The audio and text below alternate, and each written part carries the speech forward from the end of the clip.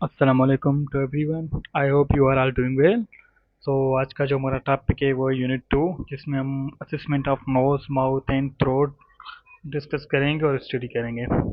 तो ये हमारे ऑब्जेक्टिव हैं जो एंड ऑफ दिस लेक्चर हम कम्प्लीटली कवर करने की कोशिश करेंगे। ओके, तो सबसे पहले हम डिस्क्राइब करेंगे history of nose mouth pharynx, identify करेंगे landmarks of nose mouth and pharynx, describe करेंगे normal finding, physical assessment nose mouth और थ्रोट की एंड डिस्टिंग्विश करेंगे एबनॉर्मलिटीज जो हमने फिजिकल असेसमेंट में फाउंड की होगी, एंड देन डेमोन्स्ट्रेट करेंगे फिजिकल असेसमेंट को। देन लास्ट में डॉक्यूमेंटिंग फाइंडिंग्स हम करेंगे। Okay, so let's start from the point. तो सबसे पहले नोज में हम क्या चेक करेंगे, असेसमेंट करेंगे कि पेन कितना हो रहा है, सीवियर है, मॉडरेट है। ओके, नॉर्मल है, ड्रेनेज हम देखते हैं कि नॉर्मल है या नहीं है, ब्लॉकेज देखते हैं कंडेंसेशन हो रही है या नहीं हो रही है, ब्लीडिंग, इफ एपिगैस्ट्रिक हो रहा है तो उसमें ब्लीडिंग देखते हैं। ओके, तो हम असेसमेंट करते हैं। माउथ और थ्रोट की बात करें तो हेलिटोसिस देखते हैं। हेलिटोसिस क्या होती है? बेड ब्रेथ होती है। ठीक है, जब पेशेंट की बेड ब्रीथिंग हमें स्मेल आती है तो हम उसको क्या बोलते हैं? हेलिटोसिस बोलते हैं। वो देखेंगे। ओरल लीजन्स देखते हैं। ठीक है, स्वेलिंग देखते हैं, ओरल थ्रस्ट देखते हैं, अल्सरेशन देखते हैं माउथ के अंदर, पेन देखते हैं, और डिस्पेजिया मीन्स उसको फील तो नहीं हो रही, डिफिकल्टी स्वेलिंग तो नहीं हो रही है, होर्सनेस ऑफ वॉइस, उसका वॉइस चेक करेंगे चेंजिंग है या नहीं है, और एवोल्यूशन करेंगे, चीफ कंप्लेंट कौन से करेंगे, क्वालिटी देखेंगे, एसोसिएटिव मैनिफेस्टेशन देखेंगे, साइन एंड सिम्टम जो एसोसिएट कर रहे हैं इससे, और रेगुलेटरी फैक्टर देखेंगे कौन सी चीज़ें उसको बढ़ाती हैं। ठीक है, और एलिवेशन फैक्टर देखते हैं कौन सी चीज़ें उनको कम कर देती है, और फ्रिक्वेंसी देखते हैं, टाइम देखते हैं। ओके, रिजल्ट से वही।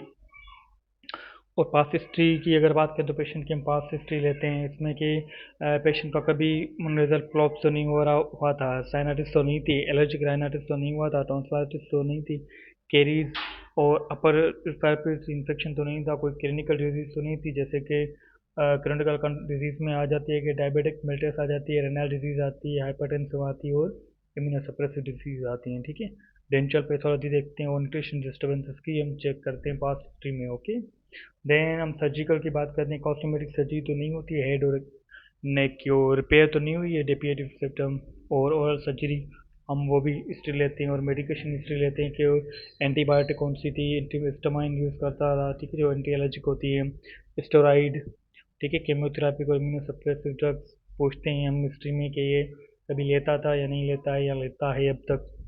एलर्जीज की बात करते हैं हम, एलर्जीज देखते हैं उसमें। ठीक है, एलर्जीज में साइन एंड सिम्टम देखते हैं, पोलन से होती है, इंसेक्ट से होती है, या एनिमल डेंडर से होती है। और इंजरीज की अगर बात करें तो foreign bodies trauma, sports injury हो गई, स्पेशल नीड्स, मतलब कोई असिस्टिव डिवाइसेस तो यूज़ नहीं कर रहा, जैसे हियरिंग एड्स होते हैं समटाइम जो डीफ होते हैं, तो हम उनको क्या करते हैं, हियरिंग एड पे आके उसको क्या करते हैं, एबिलिटी, उसकी लिसनिंग जो होती एबिलिटी होती है वो दोबारा से इम्प्रूव हो जाती है। और स्पीच डिसऑर्डर देखते हैं, और कोई फ्रीक्वेंसी टॉन्सिलाइटिस हो, ईयर इन्फेक्शन तो नहीं था चाइल्डहुड इलनेस में, तो हम वो चेक करते हैं। सोशल हिस्ट्री की अगर बात करें तो हम अल्कोहल हिस्ट्री पूछते हैं, अल्कोहल यूज़ का, ड्रग का यूज़, तंबाकू का, sexual practice and work and home environment कैसा है उसका, स्ट्रेस है या नहीं है, हेल्थ मेंटेनेंस की एक्टिविटी की बात करें तो स्लीप पैटर्न कितना है, ठीक है, टाइमिंग कितनी होती है, डाइट पैटर्न क्या है, सेफ्टी डिवाइस कौन कौन से यूज़ करते हैं, और हेल्थी जो हेल्थ चेकअप होता है वो आप करवाते हो या नहीं करवाते। तो ये हम क्या करते हैं, ये हम हिस्ट्री में पूछते हैं। जनरल अप्रोच ऑफ असेसमेंट या तो असेसमेंट हम क्या करते हैं, सबसे पहले अप्रोच की मकसद क्या करता है कि हम असेसमेंट में क्या क्या यूज़ करते हैं। सबसे पहले हम ग्रीटिंग पेशेंट करते हैं। ठीक है, सलाम देते हैं पेशेंट को, हाय हेलो के बोलते हैं। देन हम एक्सप्लेन करते हैं असेसमेंट टेक्निक से, हम ये असेसमेंट किस लिए कर रहे हैं। देन एक क्वाइट एंड वेल इन्वायरमेंट होना चाहिए। ठीक है, सिटिंग पोजीशन अरेंजमेंट होनी चाहिए, compare light to left, and systematic approach होना चाहिए, जो सिस्टमेटिकली हम जो पूरी असिस्टेंट कर रहे हैं वो एक सिस्टमेटिकली टेक्निक के बेस पे हो। ठीक है, तो ये हमारा क्या होता है, ओवरऑल जनरल अप्रोच होती है असेसमेंट की। इक्विपमेंट हम कौन से यूज़ करते हैं, नेजल स्पेकुलम यूज़ करते हैं। ठीक है, और पोटेंसी चेक करने के लिए पेन लाइट यूज़ करते हैं, लीजन्स को चेक करने के लिए टंग ब्लेड होते हैं, कुछ इंस्ट्रूमेंट होते हैं जिसमें हम क्या करते हैं, एब्नॉर्मलिटीज फाइंडिंग करते हैं, कोई लीजन वगैरह तो नहीं है, कोई सूजन तो नहीं है, कोई स्वेलिंग तो नहीं है, कोई इन्फ्लेमेशन वगैरह तो नहीं है, कोई अल्सरेशन तो नहीं है। तो हम क्या करते हैं, इसमें जो यूज़ करते हैं इक्विपमेंट, ये वो होते हैं। ओके, गॉज स्क्वायर हो गया, कॉटन टिप एप्लीकेटर हो गई, तो स्ट्रक्चर ऑफ फंक्शन की बात करें तो सबसे पहले स्ट्रक्चर ऑफ फंक्शन सेम यही होता है जैसे हम पढ़ के आए हैं सेमेस्टर प्रीवियस सेमेस्टर में कि हम एनाटॉमिकल पोजीशन देखते हैं नोज की। तो नोज किस में काम आता है, रेस्पिरेटरी सिस्टम में काम आता है, जिसमें एक एक्सटर्नल नोज होता है और नेजल कैविटी होती है, सेप्टम होते हैं दो, टर्बिनेट होते हैं, पेरा नेजल साइनसेस होते हैं जिसमें फ्रंटल मैक्सियल एथमाइड और स्टेनॉइड साइनसेस आ जाती हैं। ओके, अब इसमें इन्फॉर्मेशन हो जाती है, आगे हम जाकर डिस्कस करेंगे इसमें एबनॉर्मलिटीज आ जाती है, क्या क्या हमें सिम्टम नजर आते हैं, क्या क्या हमें साइंस नजर आते हैं। ओके, तो ये पहले हम क्या कहते हैं इसकी एनाटॉमिकल पोजीशन देखते हैं, क्या एनाटॉमिकल देखते हैं। फिर माउथ की सेम वही होती है कि माउथ का काम क्या होता है कि दोनों में, एक रेस्पिरेटरी दूसरा डाइजेशन में काम करता है। इसमें और सॉफ्ट प्लेटें होती हैं, ओविला होता है, टंग होती है, स्लेवरी ग्लैंड होते हैं तीन टाइप के, एक पेरोटाइड होता है, ठीक है, एंड सब मेंडियल होता है, सब लिंगुअल होता है, एंड टीथ होते हैं इसमें present। तो ये हम एक की स्ट्रक्चर देख रहे हैं माउथ की। ओके, और थ्रोट की देखें स्ट्रक्चर तो ओरोफेरिंक्स होता है, टॉन्सिलाइटिस होते हैं, टॉन्सिल्स होते हैं, नेसोफेरिंक्स होते हैं। Equipment for examination of nose mouth, अब हम जो यूज़ करते हैं नोज माउथ और थ्रोट की असेसमेंट करने के लिए, तो उसमें हम इक्विपमेंट कौन से यूज़ करते हैं? ओटोस्कोप यूज़ करते हैं ईयर को चेक करने के लिए, ठीक है, यूज़ की जाती है। नेजल स्पेकुलम होता है, पेन लाइट होती है, टंग ब्लेड होते हैं, कॉटन गोज पेड होते हैं और ग्लव्स होते हैं। ओके, तो ये हम इक्विपमेंट यूज़ करते हैं किसमें, असेसमेंट में। नोज के असेसमेंट सबसे पहले किसकी करेंगे, डिस्चार्ज कितना होता है वो डिस्चार्ज चेक करेंगे, हम फ्रीक्वेंसी कोड चेक कर लेंगे, साइनसेस पेन देखेंगे कौन कौन से साइड पे पेन हो रहा है, ट्रॉमा देखेंगे कभी एक्सपीरियंस तो नहीं हुआ है, हेपेटाइटिस करेंगे कि नोज ब्लीडिंग तो नहीं होती, एलर्जीज हम चेक करेंगे, और अल्ट्रा स्मेल वो भी हम क्या करेंगे, असेस करेंगे पेशेंट की। इंस्पेक्शन और प्रिपरेशन की बात करें तो सबसे पहले इंस्पेक्शन हम करेंगे, जैसे चेक करेंगे ये, ठीक है। तो इंस्पेक्शन में हम एक्सटर्नल देखते हैं, पल्पेशन क्या करते हैं उसकी के टेंडरनेस देखते हैं, डिस्चार्ज देखते हैं, ट्रॉमा देखते हैं, ब्लीडिंग देखते हैं, और लीजन्स वगैरह देखते हैं, मासिस तो कोई नहीं बना हुआ है, स्वेलिंग और सिमेट्रिकली पोजीशन चेक करते हैं, and then test patency of netlist use करते हैं। तो हम एक नोज पे क्या कर लेते हैं, कोर्स डाल के, ठीक है, एक नोज में देन हम करते हैं, पेशेंट को बोलते हैं कि आप क्या करो, इनहेल कर एक्सहेल करो, तो वो पोटेंसी हम चेक करते हैं कि तो वो नोस्ट्रल के जरिए से पे चेक की जाती है, उसको हम क्या बोलते हैं, patency of nostril. Inspection nostrils की बात करें तो हेड ऑफ पेशेंट को हम क्या करते हैं कि बैक करते हैं पेशेंट के, ठीक है, and put the gloves inside the tip of the gloves nasal speculum into the one nasal and one pair where the lead widens। जैसे मैंने बात की कि एक ग्लव से एक हम क्या करते हैं, एक नस को बंद नस को बंद कर देते हैं। Okay, slowly open the speculum में the wide possible oiling causing the deformation. अच्छा, इसमें थोड़ा एक डिफरेंट होता है कि नेजल स्पेस में हम क्या करते हैं, एन साइड ऑफ ये नोज में अंदर डाल देते हैं हम, ठीक है, जिसमें ये होता है कि हम इनर साइड ऑफ लेजन देखते हैं, स्वेलिंग देखते हैं, ठीक है, और कोई आउट ग्रोथ तो नहीं बनी है वो हम स्पेकुलम में यूज़ करते हैं। पोटेंसी में हम एयर पोटेंसी चेक करते हैं कि कोई अंदर से ब्लॉकेज तो नहीं है। ओके, सो ये दोनों डिफरेंट होता है निकल स्पेकुलम में और पोटेंसी में। ओके, ठीक है, एंड अगर हम बात करें observe the colour in patency, हम कलर पेशेंट देखते हैं, म्यूकस के वो मॉइस्चराइजेशन देखते हैं, और पेन लाइट और लाइट लगा के हम चेक करते हैं, पिंक तो रेड तो ये नॉर्मल होती है, ठीक है, और लीजन्स और पॉलिप्स हम चेक कर देते हैं।